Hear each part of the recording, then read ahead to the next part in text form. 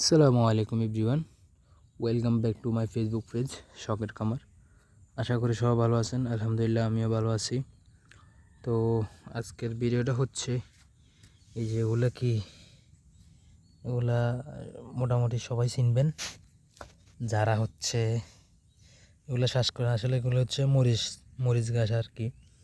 তো এগুলো আমি এবছর চাষ করলাম আর এখন রোপণ করছি প্রায় অলমোস্ট 15 থেকে 20 দিন হবে আর কি। তো এখন একটু আমি কোবাইতেছি আর কি। জানি যে এই গাছ যেগুলো উঠতেছে এগুলো জানি বড় না হয় আর কি। এগুলো বড় হলে অনেক কষ্ট হয় কোবাইতে, তাই এখন কোবাই দিতেছি আর কি। আর আমি নতুন করে করলাম, মানে নতুন করে এবছর শুরু করছি। আপনারা জানেন, মোটামুটি আমার ফেসবুকে যারা আছেন তারা জানেন যে আমি এবছর ইরি ভরা করছি প্রায় আধ কানের মতো।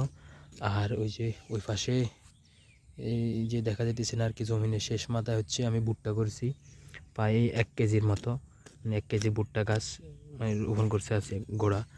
তো সব কিছু মিলাই ধর হচ্ছে আমার বিশেষ করে মরিচ গাছগুলা মানে কোন জেলায় কয় কোপ দেয় সেটা আমি জানি না, মানে কোবাই আর কি, আমরা নোয়াখালী ভাষায় যেটাকে বলি। তো আমাদের এখানে আমার দাদা বলতেছে যে 3 থেকে 4 কোবান্তি ধন লাগবো আর কি, যেমন ধর হচ্ছে ঘাস জানি না উড়ে।